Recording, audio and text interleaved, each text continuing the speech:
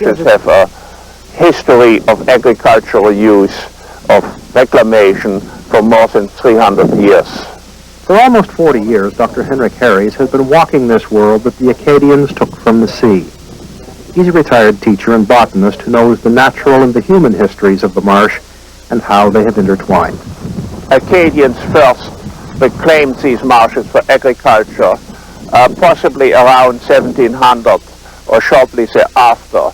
They built dikes very much like this one, and then the land behind the dikes was ditched, and then the salt water was kept out by means of the dikes, but drainage water from the diked lands was allowed to escape to the sea by means of small floodgates. It was the human need for order that fenced these marshes off from the sea and turned them into a sort of agricultural middle ground. The topsoil here is 30 to 40 feet deep, fertile ground for the familiar European plants and grasses the settlers brought with them, while the native salt marsh grasses made fine fodder for beef and dairy cattle. That pattern of agriculture survived the Acadians, who were driven off this land in 1755. It is still practiced by the descendants of the Yorkshire farmers who followed them.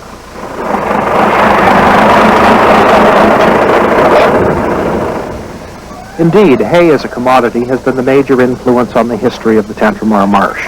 The natural spartina grasses mixed with timothies and clovers have provided generations of pasturage and been the marsh's major harvest crop. From the moment of first settlement, marsh hay has been at the center of life here. British and French armies decided much of North America's early history on these lands, but through wars and upheavals, tending to the hay crop has been the matter of chief importance here on the flatland. In the 18th century, civilization was literally powered by horses, and hay from the Tantramar found its way by ship all over the world.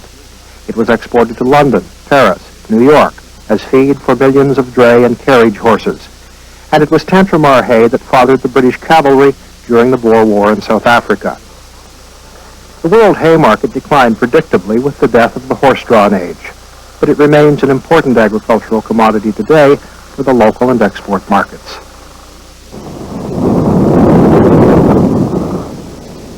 In the 1950s, the marshes were finally separated from the influence of the sea. These floodgates on the Tantramar River insulate the marshes from the rise and fall of the tide. But in many ways, the gates have changed the ecology permanently. Tides cannot be allowed back onto the land anymore. It has to be treated like any ordinary upland. Fertility has to be maintained through liming, fertilizing, and over the long term, there will be a gradual deterioration in drainage conditions because sea levels are rising all the time, but the level of the land remains the same, which will cause in time increasing problem with drainage. And therefore, ecologically, the old system was one which could be sustained indefinitely, but this is not true of our new system.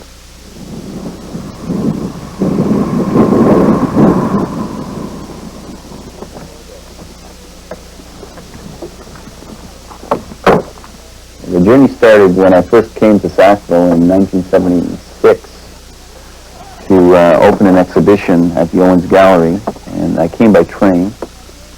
The train passed through Dorchester and along the edge of the marsh of the Bay of Fundy into Sackville, and it was February. There were the big frozen ice flows, and it was very bleak, but it had an incredible strength in that bleakness, and I was immediately taken by it.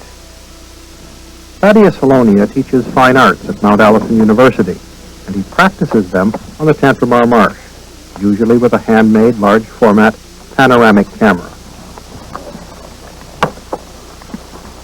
I live there. It's become part of my life. I never see it the same 2 days in a row. It's continually evolving and changing in color, changing in structure. The seasons make the change, the weather patterns. We're living between the Bay of Fundy and the Northumberland Strait on that little tiny bit of landscape. The weather can change in 10 minutes, from storms to bright sun. It's an exciting change. It's very visual. The placing is there. The tree and the pylon man's undoing of place by building steel and wires for branches. Holownia's collaboration with the poet, Douglas Lochead, produced a book called Dykelands, words and images working towards a description of the marsh's spirit and a rendering of its voice. Even though patrols went out on such a day and burned barns of hay and empty homes, the Acadians watching dark-eyed from the woods. There was a later barn here once, out of Yorkshire, which would have had something else to say. There was a wonderful mix of sound from the various people who've been on the marsh. I would say that their sounds are there. They make the sound just as the birds and the beasties, the foxes yapping and so on. All of these noises are to be heard and reacted to on the marsh. But although it's somewhat of an artificial place, I think what the music of the people, voices who lived there over the centuries is there, but it's a place that outlived them all. It's a wild place. You know, you drive by in your car and sure you're comfortable, but you go out on the marsh and just about any season and walk along there and you'll find that it can be very extreme and it can be very wild. It's not cultivated, even though it gives you the impression that it's cultivated. If this landscape is a human artifact, then surely these shortwave towers are its most arresting feature. An awkward herd of iron browsers on these plains of grass, they have been sent to this place to speak to the world. From the Trans-Canada, the tracts of snow and hay point us fingers at the tailored towers of the CBC. This spring is one of messages, and while the snow's crazy abstract grows, a Polish commentator in Montreal this day sends his toiling words to Warsaw and Gdansk.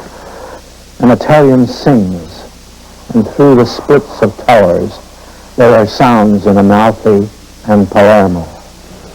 So the many messages of men give out their vibes to make a homesick noise around the world from this brooding marsh, where mole and mouse take cover in their place. The life of the marsh moves at its own pace, not to be rushed by the roar of the highway. Its rhythms are those of the wind and the sea at its feet. Indeed, this is a place where the sea and the sky and the wind itself are major elements of the landscape, where the edges meet. A place maintained by human hands that must be defended lest those elements take it back.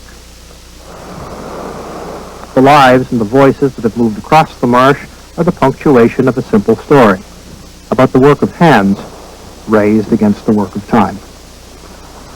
I'm Neil Stairs for CBC News on the Tantramar Marsh.